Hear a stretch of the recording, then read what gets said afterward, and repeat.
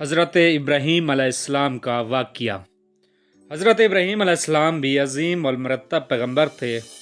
हमारे प्यारे नबी से पहले जितने भी पैगम्बर आए उन सब में हज़रत इब्राहीम का रुतबा सबसे बड़ा था। उसकी वजह यह है कि माँ सिवा चंद पैगम्बरों के हज़रत इब्राहीम ही की नस्ल से सारे पैगम्बर आए।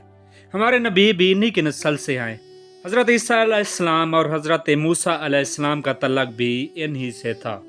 यही वजह है कि हज़रत इब्राहीम अलैहिस्सलाम को यहूदी और इंसारी भी मानते हैं और मुसलमान तो बहुत ही ज़्यादा मानते हैं। हर नमाज में आपका जिक्र आता है।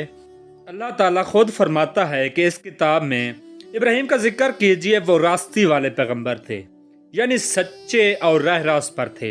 एक और जगह अल्लाह ताला फरमाता है कि वो बेशक अल्लाह के फरमा बरदार थे और बिल्कुल एक ही तरफ के हो रहे, और वो शिरक करने वालों से ना थे, अल्लाह की नेमतों के शुक्रगुजार थे। अल्लाह ने उनको चुन लिया था और सीधे रास्ते पर डाल दिया था। हमने इनको दुनिया में भी खूबियां दे दी और आखिरत में भी। यहूदी और अंसारी तो इनसे बहुत कुर्बत का दावा करते हैं। अल्लाह ताला फरमाता है कि ना वो यहूदी थे ना नसरानी थे, बल्कि वो सीधे रास्ते पर थे और तकवा वाले थे। हजरत इब्राहीम की पूरी जिंदगी सफर करते गुजरी। आज शाम में आए तो कल मिस्र में, और फिर कुछ अरसा बाद उर्दन या फलस्तीन में, और कभी हिजाज का दौरा कर रहे हैं। हजरत इब्राहीम शहर बाबल में पैदा हुए। कहा जाता है कि पहले इराक का नाम बाबल ही था, या इराक के एक शहर का नाम था। आपके वालिद का नाम आजर था। आपके ज़माने में लोग बहुत ज़्यादा गुमराह थे। हर किस्म की अखलाकी बुराइयां उनमें पाई जाती थीं। आपस में उनका बर्ताव भी अच्छा नहीं था। निहायत संग दिल थे। भूखों को खाना नहीं खिलाते, जिंदा इंसान को आग में फेंक देते, कत्लो गारत गरी करते। इसलिए अल्लाह ताला ने इस कौम के मुकाबले में हज़रत इब्राहीम अलैहिस्सलाम के बारे में फरमाया, वो रहीम अल मिजाज और हलीम अत्तबे थे। रहीम अल मिजाज का मतलब यह है कि आप बहुत रहम वाले थे और रहम दिल थे, लेकिन आपकी कौम रहम दिल ना थी, बल्कि संग दिल और जालिम थी। हलीम अत्तबे का मतलब यह है कि आप बुरदबार और सब्र करने वाले, बर्दाश्त करने वाले और हौसला रखने वाले थे, लेकिन आपकी कौम इन सिफात से बिल्कुल महरूम थी।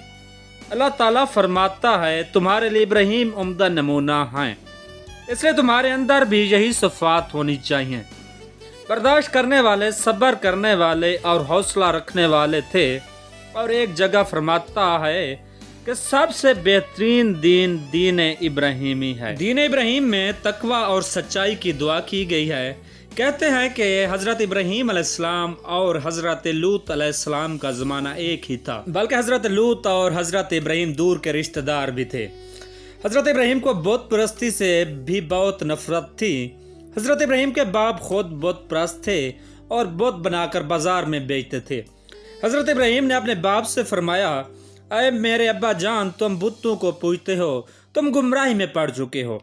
बाप ने बेटे की बात सुनकर कहा, अरे इब्राहीम, क्या तू हमारे पास कोई सच्ची बात लेकर आया है या हमसे मजाक कर रहा है? हज़रत इब्राहीम ने जवाब दिया, हमारा और तुम्हारा रब एक ही है, जिसने ज़मीन और आसमान बनाया। फिर फरमाया, अरे मेरे अब्बा जान, तुम ऐसी चीज़ की क्यों इबादत करते हो जो ना कोई सुने और ना कोई देखे, तुम्हारे कुछ काम आ सके। अरे मेरे अब्बा जान, मेरे पास ऐसा इल्म पहुंचा है जो तुम्हारे पास नहीं आया। तुम मेरे कहने पर चलो, तुमको सीधा रास्ता बतलाऊंगा। अरे मेरे अब्बा जान, तुम शैतान की परस्ती ना करो, शैतान रहमान का नाफरमान करने वाला है। अरे मेरे अब्बा जान, मैं अंदेशा करता हूँ कि तुम पर रहमान की तरफ से कोई अजाब ना आ पड़े, फिर तुम शैतान के साथी हो जाओ। बाप ने जवाब दिया, क्या तुम मेरे माबूदों से फिरे हुए हो? बाप ने फिर कहा, इब्राहीम, अगर तुम बाज ना आए तो मैं तुमको पत्थरों से संसार कर दूंगा। तुम हमेशा हमेशा के लिए मुझसे किनारा कर जाओ। हजरत इब्राहीम ने बाप की ज़बान ये अल्फाज सुनकर कहा, मैं सलाम करता हूँ और अपने रब से तुम्हारे लिए मग़फ़रत की दुआ करूँगा। बेशक अल्लाह मुझ पर मेहरबान है। अब मैं जा रहा हूँ, अपने रब की इबादत करूँगा, अपने रब की इबादत से महरूम ना रहूँगा। यह कहकर हज़रत इब्राहीम रुखसत हो गए। एक मरतबा आपने अपनी कौम से मुखातिब होकर कहा कि हमारा और तुम्हारा रब वही है जिसने ज़मीन और आसमान को पैदा किया। ऐ कौम, तुम अपने हाथों से बनाए हुए बुत को पूज रहे हो। ना तो उनमें यह ताकत है ये नुकसान पहुँचाएं, ना फ़ायदा ही पहुँचा सकते हैं। कौम ने कहा, हम अपने बाप दादा के रास्ते पर चल रहे हैं, हमने उनको भी इसी तरह करते हुए देखा। जनाब इब्राहिम बोले, रब वही है जिसने मुझको और तुम सबको पैदा किया, वही रहनुमाई करता है, वही मुझको खिलाता है पिलाता है, जब मैं बीमार होता हूँ तो शिफा देता है। आप पर एक दौर ऐसा भी गुजरा जो सरासर आजमाइशी था। आपने खुद भी अपनी अक्ल और फहम से काम लिया, आपने गौर करना शुरू किया, कौम बुतों के अलावा चांद, सूरज और सितारों को क्यों अपना माबूद समझती है, जबकि ये सब जवाल पजीर हैं। एक मर्तबा आपने रात को सितारे देखे तो ख्याल किया ये रब हो सकते हैं, फिर कहा कि ये मेरा रब है। जब गैब हो गए तो फरमाया कि गरूब हो जाने वालों से मैं मोहब्बत नहीं रखता।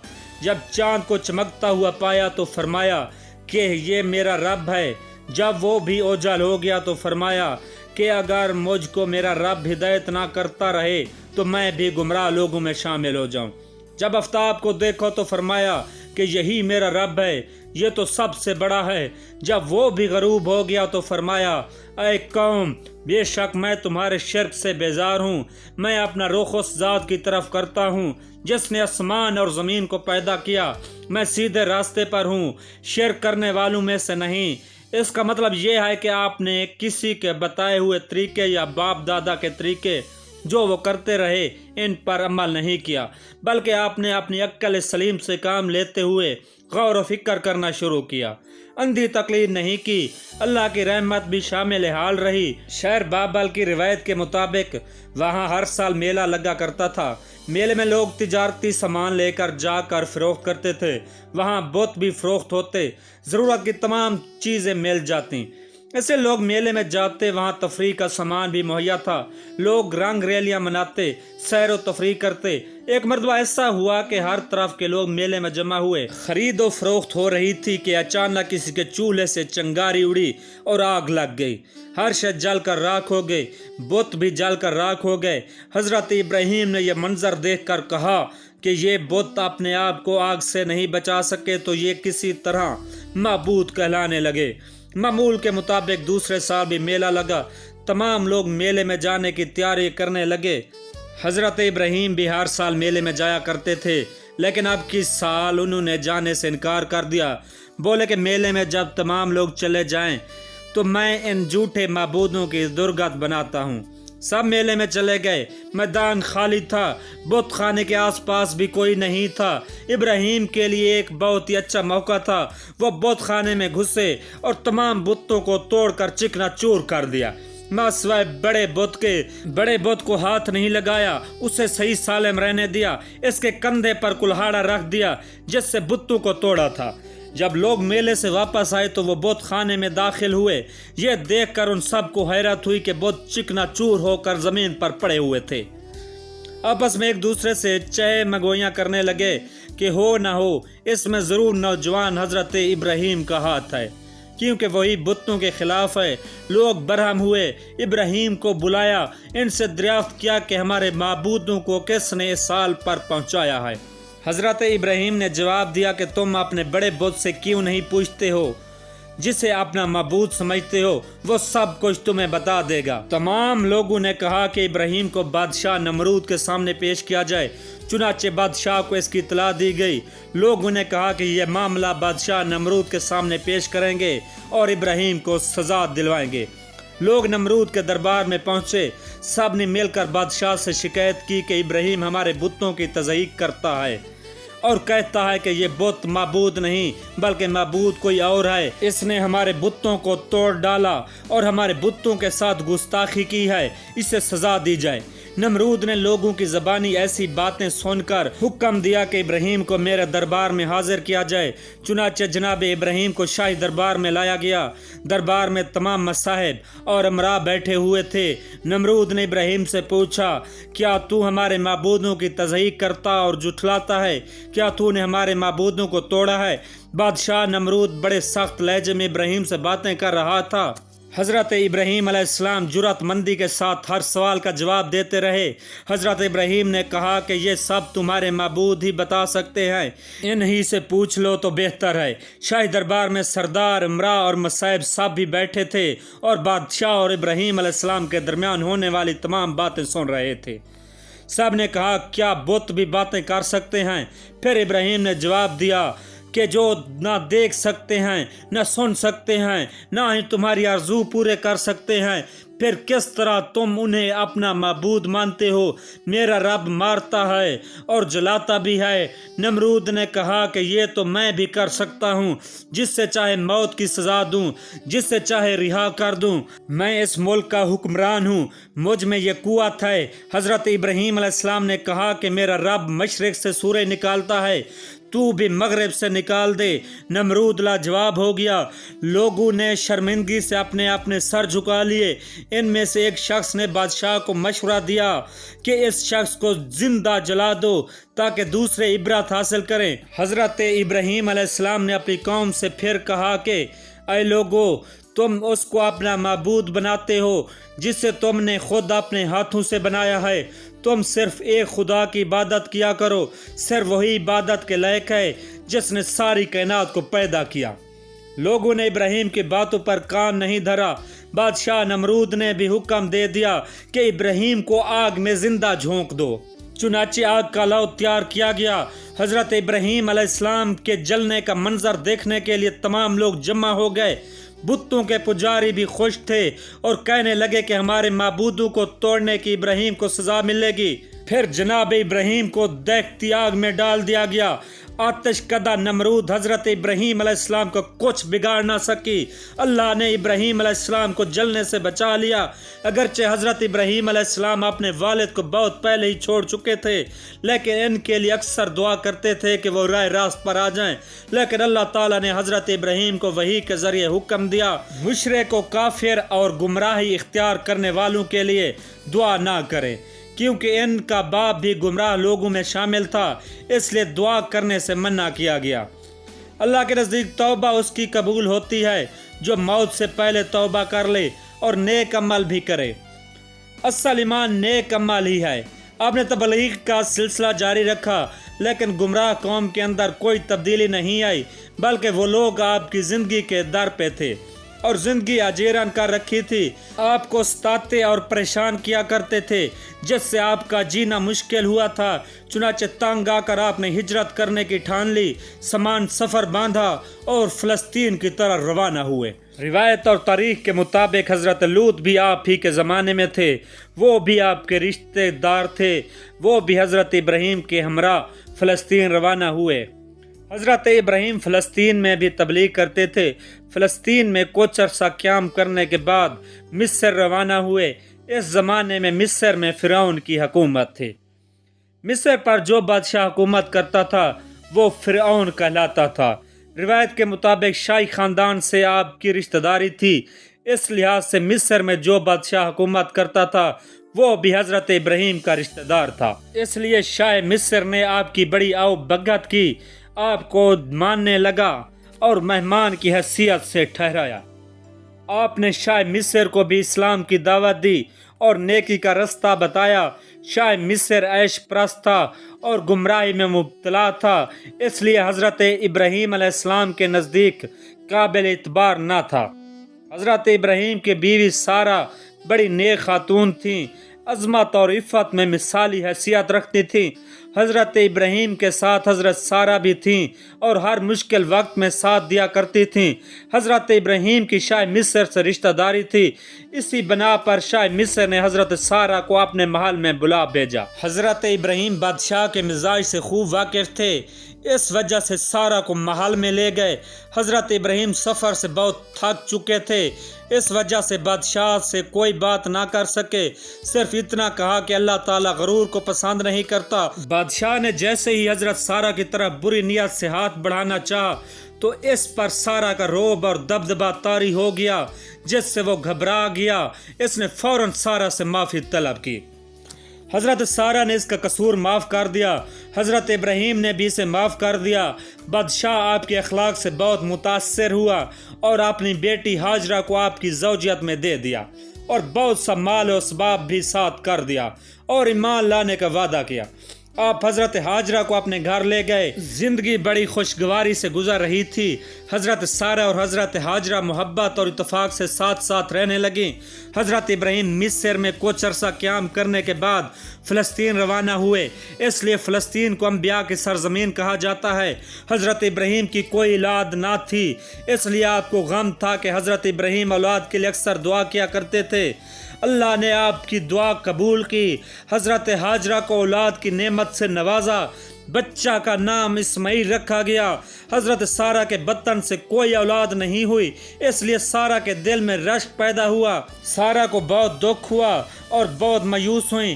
مایوسی سے دماغ چڑچڑا ہو گیا اور حضرت ہاجرہ سے انبن ہو گئی، زندگی ناخوشگوار ہو گئی۔ ایک دن سارہ نے حضرت ابراہیم سے خواہش کی کہ ہاجرہ اور اس کے بچہ کو میری نظروں سے دور رکھا جائے۔ سارہ کی یہ تجویز حضرت ابراہیم کے لیے رنج و غم کا باعث بن گئی۔ حضرت ابراہیم سارہ سے بھی بہت زیادہ محبت کرتے تھے، وہ آپ کی پہلی بیوی تھیں۔ اللہ تعالی نے آپ پر وحی بھیجی کہ ہاجرہ اور اس کے بچے کو علیحدہ رکھو۔ آپ کو اللہ کے حکم کی تعمیل کرنا پڑی، اگرچہ یہ بات آپ پر شاق گزری، لیکن اللہ کی یہی مرضی تھی۔ اللہ کے حکم کے آگے آپ نے سر جھکا لیا۔ ایک روز آپ اپنی چھوٹی بیوی ہاجرہ اور اس کے بچے کو لے کر کسی انجانی منزل کی طرف روانہ ہو گئے۔ چلتے چلتے ایک وادی میں پہنچے جہاں چٹیل میدان اور پہاڑوں کے علاوہ کچھ بھی نہ تھا۔ ہریالی کا کہیں دور دور تک نام و نشان نظر نہیں آ رہا تھا۔ ایسے مقام پر پانی بھی نہیں تھا۔ زندگی بڑی کٹھن تھی۔ حضرت ابراہیم نے ایک مقام چن لیا، وہیں پڑاؤ ڈالا۔ آپ اپنے ساتھ پانی کا ایک مشکیزہ اور کھجوروں کی ایک تھیلی لائے تھے، یہی ان کا کھانا تھا، کھجور میں اور پانی کا مشکیزہ۔ حضرت ہاجرہ کے حوالے کیا اور کہا کہ میں اس مقام سے روانہ ہو رہا ہوں، تمہارا اللہ نگہبان ہے۔ جب آپ جانے لگے تو حضرت ہاجرہ آپ کے پیچھے پیچھے دوڑیں اور کہنے لگی کہ اس سنسان اور بیابان میں مجھے کہاں چھوڑ کر جا رہے ہو؟ میں کس کے آسرے پر یہاں زندہ رہوں؟ یہاں تو پانی کی ایک بوند بھی نہیں ہے۔ حضرت ابراہیم خاموش ہے۔ جب حضرت ہاجرہ نے بار بار اصرار کیا تو آپ نے فرمایا میں یہاں اللہ کے حکم پر تمہیں چھوڑ رہا ہوں۔ حضرت ہاجرہ نیک اور عبادت گزار تھیں۔ جب اللہ کا حکم سنا تو فرمایا کہ اللہ میری حفاظت کرے گا اور زندہ رہنے کا سامان فراہم کرے گا، مجھے آپ یہیں چھوڑ دیں۔ حضرت ابراہیم روانہ ہونے لگتے تھے تو آپ دیکھتی رہیں۔ حضرت ابراہیم نے اس جدائی کے موقع پر بھی صبر کا دامن ہاتھ سے نہیں چھوڑا۔ اللہ کا حکم بجا لائے آپ نے اپنے پیارے بیٹے اور بیوی کو چھوڑ دیا۔ یہ گھڑی بہت زیادہ آزمائش کی تھی۔ آپ نے اللہ سے دعا کی، اے پروردگار، میں اپنی بیوی بچے کے ساتھ ایسی جگہ آباد ہو رہا ہوں جہاں تیرا مقدس گھر ہے، جہاں کی زمین بالکل ہی بنجر ہے، یہاں کچھ پیدا نہیں ہوتا۔ تو اپنے فضل و کرم سے زمین کو اس قابل بنا دے کہ یہاں پیدا ہو، تاکہ ہم تیرا رزق کھائیں، عبادت کریں، نماز قائم کریں اور تیرا شکر بجا لائیں۔ آپ نے دعا کی اور چلے گئے۔ حضرت ہاجرہ تن تنہا رہ گئیں، پاس میں صرف شیرخواب بچہ تھا۔ کچھ دنوں تک حضرت ہاجرہ صرف کھجوروں اور پانی کے مشکیزہ پر گزارا کرتی رہیں، بچے کو دودھ پلاتی۔ مناسب کھانا نہ ہونے کے سبب اب کمزور ہوتی گئیں، سینہ میں دودھ بھی خشک ہو چکا تھا، اس لیے دودھ نہیں اتر رہا تھا، بچہ بھی بھوکا رہنے لگا۔ حضرت ہاجرہ بچے کو بھوکا دیکھ کر بےتاب ہو گئی، خود اپنے لیے بھی کھانے کے لیے کچھ نہ تھا۔ حضرت اسماعیل بچے تھے، بھوک سے رو رہے تھے۔ بچے کی یہ حالت دیکھ کر ماں تڑپ اٹھی، دل میں خیال آیا کہیں کوئی انسان نظر آ جائے تو کام چلے۔ آپ دوڑتی ہوئی ایک بلند مقام پر چڑھ گئیں۔ یہ ایک پہاڑی تھی، اس کا نام صفا تھا۔ دور دور تک نظریں دوڑائیں لیکن کوئی نظر نہ آیا۔ وہاں سے اتر کر قریب ہی ایک اور پہاڑی پر چڑھ گئیں، اس کا نام مروہ تھا، لیکن وہاں بھی کوئی نظر نہ آیا۔ ہر طرف سوائے ویرانی کے کچھ نہ تھا۔ اس بے چینی اور بے قراری کے عالم میں صفا اور مروہ کے پہاڑوں پر 7 مرتبہ چکر لگائے، پھر بچے کے پاس پہنچی، دیکھا کہ بچے کی ایڑی کے قریب ہی اللہ کی رحمت سے ایک چشمہ پھوٹ کر بہ رہا ہے۔ آپ پانی دیکھ کر حیران ہو گئیں، اللہ کا شکر ادا کیا، پھر پیا۔ پانی نہایت ٹھنڈا تھا، ذائقہ بھی خوشگوار تھا۔ آپ نے بہتے ہوئے پانی سے کہا زمزم، یعنی ٹھہر جا۔ حضرت حاجرہ کو پانی میسر آ گیا جہاں ٹھہری ہوئی تھیں۔ ایک روز وہاں سے کچھ فاصلے پر ایک قافلہ گزر رہا تھا۔ قافلے والوں نے دور سے انسانی نفوس کو دیکھا تو انہیں تجسس ہوئی۔ وہ قریب آئے تو حضرت حاجرہ اور بچے کو وہاں پایا۔ انہیں پانی کی بھی ضرورت تھی۔ حضرت حاجرہ سے پانی طلب کیا تو آپ نے زمزم کے چشمے کی طرف اشارہ کیا۔ قافلے والوں نے پانی پیا اور مویشیوں کو بھی پلایا۔ اس کے عوض حضرت حاجرہ کو کھانے کے لیے کھجوریں پیش کی گئیں اور اس سنسان بیابان میں رہنے کا سبب دریافت کیا۔ حضرت حاجرہ نے سب کچھ بتا دیا۔ کچھ روز قیام کے بعد قافلہ وہاں سے کوچ کر گیا۔ اس طرح قافلے آتے رہے۔ کچھ روز قیام کرنے کے بعد اپنی منزل کی طرف روانہ ہو جاتے۔ ان کے آنے جانے کے سبب حضرت حاجرہ کو کھانے کا سامان مل جاتا۔ ایک مرتبہ بنو جرم کا قافلہ آیا۔ جب آب زمزم دیکھا تو وہیں پڑاؤ ڈالا اور رہائش اختیار کر لی۔ ان کے پاس کثرت سے مویشی بھی تھے۔ جو دن گزرتے گئے حضرت اسماعیل بھی بڑے ہو گئے۔ قبیلہ بنو جرم کے آنے کے بعد آبادی کچھ بڑھ گئی اور ایک بستی بن گئی۔ حضرت ابراہیم کچھ عرصہ بعد وہاں پہنچے تو دیکھا کہ علاقے میں کچھ انسان نظر آ رہے ہیں۔ انہوں نے اپنے بیٹے حضرت اسماعیل اور بیوی حضرت حاجرہ سے ملاقات کی۔ اس طرح سے آپ کے آنے جانے کا سلسلہ شروع ہو گیا۔ آپ حضرت حاجرہ کے پاس بھی رہنے لگے۔ حضرت سارہ بھی حضرت حاجرہ کی خبر لینے لگیں۔ حضرت سارہ کی کوئی اور اولاد نہیں تھی جس سے وہ اکثر غمگین رہا کرتی۔ پہلی بیوی کا اولاد نہ ہونے پر آپ بھی پریشان رہتے تھے۔ آپ بے حد مہمان نواز تھے۔ جب تک آپ کے دسترخوان پر مہمان نہیں ہوتا آپ کھانا نہیں کھاتے۔ معمول کے مطابق آپ کھانے کے لیے مہمان کا انتظار کر رہے تھے کہ مہمان آ پہنچے۔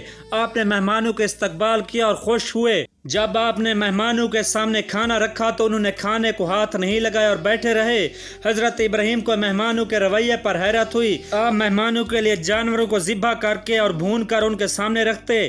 ان آنے والے مہمانوں کے لیے بھی اس طرح کا انتظام کیا، لیکن مہمان کھانا نہیں کھا رہے۔ آپ کے زمانے میں یہ روایت تھی کہ مہمان کے کھانا نہ کھانے کا مطلب اعلان جنگ سمجھا جاتا، اس لیے آپ کو فکر لاحق ہوئی۔ حضرت ابراہیم کو فکر مند دیکھ کر آنے والے مہمانوں نے کہا آپ خوف نہ کھائیں، ہم اللہ کی جانب سے آئے ہیں، ہم فرشتے ہیں اور قوم لوط کو ان کے گناہوں کی سزا دینے آئے ہیں اور آپ کے لیے بھی خوشخبری لے کر آئے ہیں۔ یہ سن کر حضرت ابراہیم مسکرائے اور پوچھا کیسی خوشخبری ہے؟ فرشتوں نے کہا کہ سارہ کے بطن سے بھی اولاد ہونے والی ہے۔ یہ بات سن کر حضرت ابراہیم حیرت میں پڑ گئے اور سوچا کہ میری عمر 100 برس ہے اور سارہ کی عمر 80 برس ہے، بھلا اس بڑی عمر میں کوئی کس طرح اولاد کی امید رکھ سکتا ہے؟ لیکن اللہ قادر مطلق ہے، وہ سب کچھ کر سکتا ہے۔ وہ خاموش رہے۔ حضرت سارہ فرشتوں کی بات سن کر ہنس پڑیں اور کہنے لگی کہ میں بوڑھی ہو چکی ہوں اور ابراہیم بھی بوڑھے ہیں، اس عمر میں کس طرح اولاد ہو سکتی ہے؟ فرشتوں نے جواب دیا اللہ کے ہاں سب کچھ ممکن ہے۔ فرشتوں نے اسحاق کے پیدا ہونے کی بشارت حضرت سارہ کو سنائی۔ فرشتوں نے صرف اتنا ہی نہیں کہا بلکہ یہ بھی کہا کہ اسحاق کا بھی بیٹا ہوگا، اس کا نام یعقوب ہوگا۔ اللہ تعالیٰ تم پر رحمت اور برکت کرنے والا ہے، وہ تمہاری اولاد کو ستاروں کی مانند بڑھائے گا۔ اللہ تعالیٰ نے حضرت سارہ کو اولاد کی نعمت سے نوازا، کا نام اسحاق تھا۔ حضرت ابراہیم اب حضرت حاجرہ کے پاس رہنے لگے۔ اللہ نے حضرت ابراہیم علیہ السلام کو ایک اور آزمائش میں ڈالا۔ حضرت ابراہیم نے ایک رات خواب میں دیکھا کہ وہ اپنے پیارے بیٹے حضرت اسماعیل کو قربان کر رہے ہیں۔ 3 راتیں ایسے ہی خواب نظر آئے۔ انبیاء کے خواب صرف خواب نہیں ہوتے، وحی کا حصہ ہوتے ہیں۔ حضرت ابراہیم سمجھ گئے کہ حضرت اسماعیل کو قربان کرنے کا مطالبہ کیا جا رہا ہے۔ حضرت ابراہیم نے اپنا سر جھکا لیا۔ آپ نے اپنے بیٹے سے کہا اے میرے بیٹے، میں نے خواب میں تجھے ذبح کرتے ہوئے دیکھا، یہ اس بات کا اشارہ ہے کہ اللہ تمہاری قربانی چاہتا ہے، اس بارے میں تمہارا کیا خیال ہے؟ آپ نے بلا جھجھک کہا کہ اگر اللہ کا یہی حکم ہے کہ میں اللہ کی راہ میں اپنی جان کا نذرانہ پیش کرنے کے لیے تیار ہوں، آپ مجھے صبر کرنے والوں میں پائیں گے۔ جب ضعیف باپ اپنے ارمانوں اور دعاؤں سے مانگے ہوئے بیٹے کو اللہ کی رضا کی خاطر قربان کرنے کے لیے تیار ہو گیا تو بیٹا ابراہیم کا تھا۔ اس نے فوراً مان لیا اور اپنی گردن چھری کے نیچے رکھ دی۔ रहमत खुदाबंदी ने जोश मारा और आवाज़ आई, ऐ इब्राहिम, तूने अपना ख्वाब सच कर दिखाया। हम नेकी करने वालों को ऐसी ही जजा देते हैं।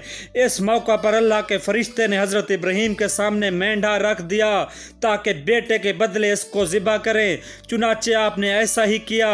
यही वो कुर्बानी है जो अल्लाह ताला की बारगाह में कबूल हुई। आज भी फर्जंदान तौहीद इस निस्बत से इब्राहिम की याद ताज़ा करते हैं। कुरान करीम में अल्लाह ताला फरमाता है, अल्लाह तक ना कुर्बानी का गोश्त पहुँचता है ना खून, बल्कि तकवा पहुँचता है। हज़रत इब्राहिम की सारी ज़िंदगी आजमाइश ही में गुजरी। पहली मरतबा नमरूद ने आपको आग में डाला, आग ठंडी हो गई। दूसरी मरतबा अपनी बीवी हाजरा और नन्हे इस्माइल को सुनसान और वीरान इलाके में तन्हा छोड़ना पड़ा। तीसरी मरतबा अपने बेटे हज़रत इस्माइल को अल्लाह की राह में कुर्बान करना पड़ा, लेकिन अल्लाह ने रहम किया। हम भी इस तरह अपने अंदर कुर्बानी का जज्बा पैदा कर सकते हैं। अपने अंदर ऐसा जज्बा इस तरह पैदा कर सकते हैं कि जो शख्स भूखा हो उसे खाना खिला दिया जाए, तो ये कुर्बानी है। जो मुफलसी के आलम में हो और कोई परेशान हाल ना हो, ऐसे शख्स की खैबर गिरी करना भी कुर्बानी है। जो नंगा हो उसे कपड़े पहनाना भी कुर्बानी है। जो मर्ज में मुब्तला हो, अगर वो गरीब है तो उसे दवा फराम करना कुर्बानी है। मांगने वालों को खैरात देना भी कुर्बानी है। अल्लाह की राह में जिहाद करना कुर्बानी है। वतन की हिफाजत के लिए सीना सपर होना भी कुर्बानी है। हज़रत इब्राहिम फ़लस्तीन में रहते थे। हज़रत हाजरा और हज़रत इस्माइल से मिलने के लिए मक्का मुअज़्ज़मा आते रहे। एक मरतबा हज़रत इब्राहिम अलैहिस्सलाम बैतुल्लाह की तमीर की गर्ज से मक्का तशरीफ़ लाए। इस वक्त हज़रत इस्माइल की उम्र 20 साल थी। बाप ने बेटे से मुलाकात की। इस मरतबा हज़रत इब्राहिम तवील अरसा बाद मक्का आए थे। हज़रत इस्माइल बाप को देखकर फूले न समाए, खुशी खुशी गले मिले। हज़रत इब्राहिम ने बेटे से फरमाया, बेशक तेरे रब ने मुझे इसके घर बैतुल्लाह की तामीर करने का हुक्म दिया। हज़रत इस्माइल ने जवाब दिया, अब्बा जान, अल्लाह के हुक्म की फ़ौरन अमल कीजिए। बाप ने फरमाया, रब कायनात ने इस अजीम काम में तुझे मेरी मदद करने का हुक्म दिया है। अर्ज़ किया, मैं हाजिर हूँ, आप कर गुजरें। चुनाचे काबा की तैयारी के लिए दोनों कमर बस्ता हो गए। रिवायत के मुताबिक काबा की तैयारी का काम शुरू हो गया।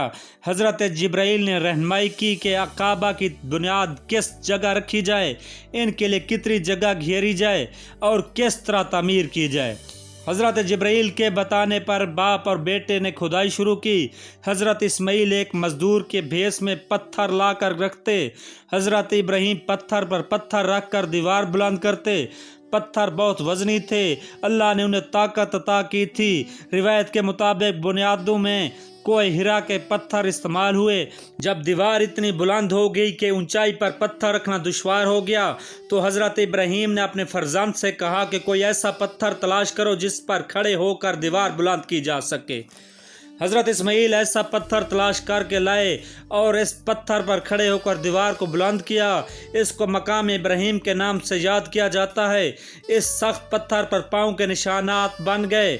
जब दीवार मर्जी के मुताबिक बुलंद हुई तो हज़रत इब्राहिम अलैहिस्सलाम ने हज़रत इस्माइल से कहा कि एक और उम्दा सा पत्थर ले आओ ताकि इसे एक कोने में नस्ब किया जाए और ये कायदा बना लिया जाए कि तवाफ़ इस मकाम से शुरू हो।